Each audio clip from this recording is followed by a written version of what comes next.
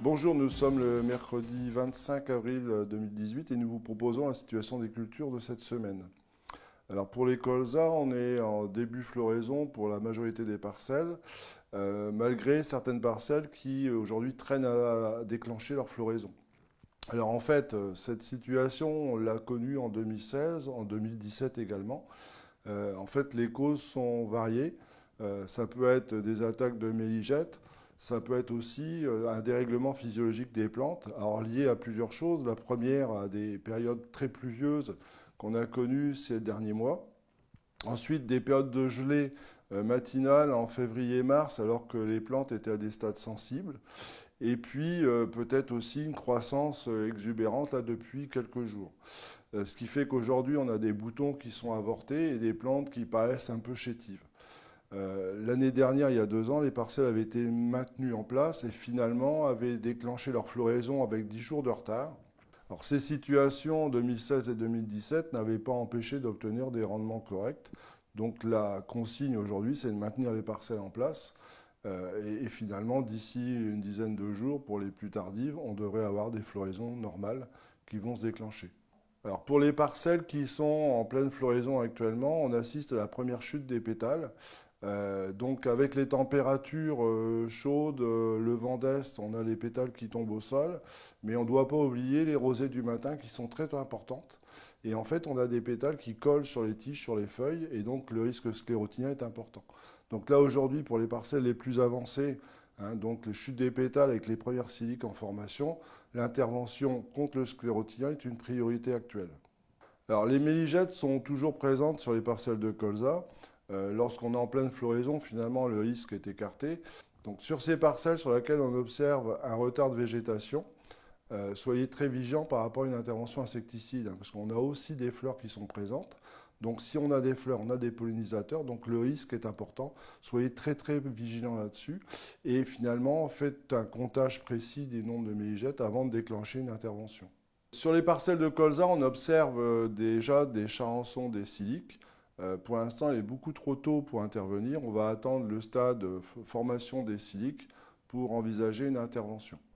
Pour les pois, aujourd'hui, les stades vont de 1 feuille étalée à 6 feuilles.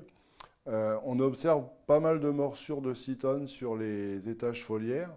Je vous rappelle que le stade de sensibilité du pois au cytone va jusqu'à 6 feuilles. Et le seuil d'intervention se situe entre 5 et 10 morsures par étage foliaire. Aujourd'hui, on a des attaques qui sont assez importantes sur certaines parcelles qui vont justifier d'une intervention. Plus le pois est poussant, plus le risque est faible. Concernant le trips, on observait des trips en début de levée. Je vous rappelle que le seuil de sensibilité du trips va jusqu'au stade première feuille étalée. Aujourd'hui, la majorité des parcelles ont dépassé ce stade sensible. Donc le trips ne nécessite aucune intervention aujourd'hui. Pour les févroles de printemps, le stade va de 1 à 5 feuilles. Les cytones sont aussi observées sur la févrole. Je vous rappelle juste que le cytone ne présente pas de risque sur le févrole. On ne connaît pas de seuil de nuisibilité pour cet insecte.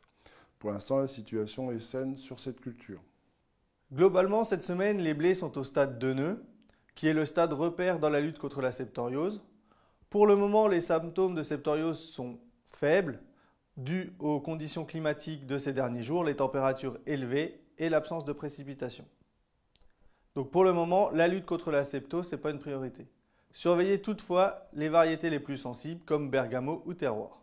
La rouille jaune fait son apparition cette semaine sur des variétés très sensibles comme trapèze, laurier ou Kilimanjaro.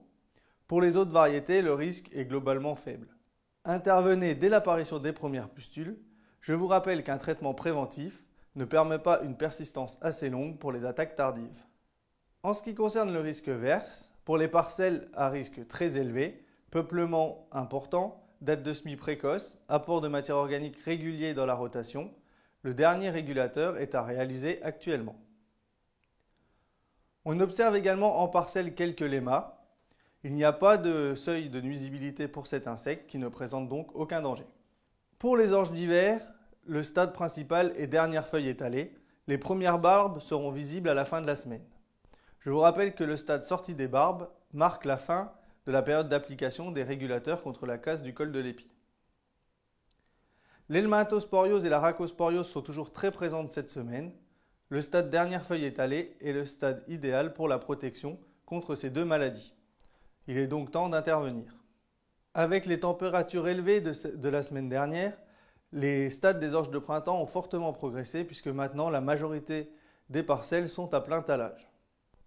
Le plein talage marque la fin de la période de risque pour les pucerons, vecteurs de la jaunisse nanisante de l'orge. L'état sanitaire est actuellement très bon. La priorité sur l'orge de printemps, c'est la réalisation des désherbages. Nous vous souhaitons une bonne semaine, à la semaine prochaine.